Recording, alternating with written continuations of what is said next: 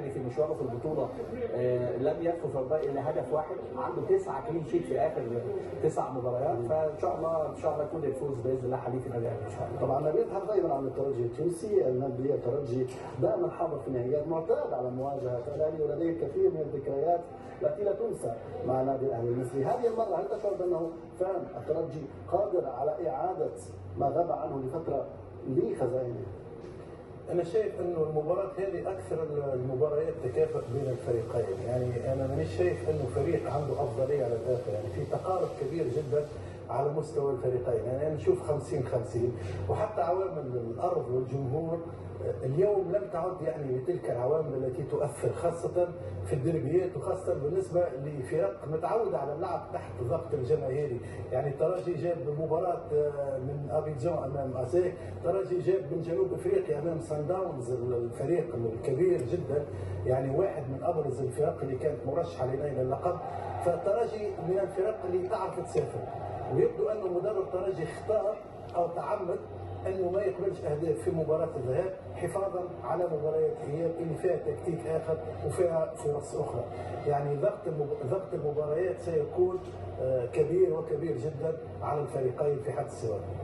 كابتن علي، منذ قليل تحدثت وذكرت ارقام الاهلي هذا الموسم بدوري ابطال اوروبا، دوري ابطال افريقيا، سنتابع هذه الارقام. نتحدث عن فريق فاز ب 13 او خاض 13 مباراه، فاز ب8، تعادل في 5 ولم يخسر اي مباراه، سجل 19 هدف واستقبل فقط هدف وحيد، ارقام مرعبه بالنسبه للاهلي. وفي رقم مرعب ثاني برضه، يمكن لما تشوف تاريخيا ان مباريات الاهلي والترجي 25 مباراه، الترجي فاز 4 مرات، تعادلوا 9، والاهلي فاز 12 مباراه. في القاهره بقى مباراتهم في مصر او بالتحديد، لان احيانا بيلعبوا في برج العرب واحيانا بيلعبوا في السنه، لكن في القاهره بالتحديد 12 مباراه، 6 فوز اهلي 6 تعادل، لم يفز الترجي طوال تاريخه على النادي الاهلي، ويمكن الاهلي برضه عنده ارقام كثيره جدا، منها ان الاهلي لم يخسر في هذه البطوله اي مباراه، في حين نادي الترجي عنده خساره وحيده كانت امام الهلال السوداني في مشواره في البطوله.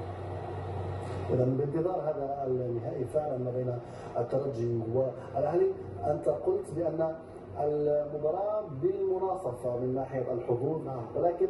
علي معلول بغيابه هل يجعل هناك ولو النسبه اكثر بان يستغلها نادي الترجي؟ هي كل نقطة عندها حساباتها، وكل مدرب عنده الخطط نتاعو وعنده نقاط القوة وعنده نقاط الضعف، أكيد طبعا علي معلول نقطة من نقاط قوة الأهلي، وغيابه سيكون له تأثير بدون شك، لاح ذلك حتى من مباراة الذهاب، لكن لا أعتقد أن فريق كبير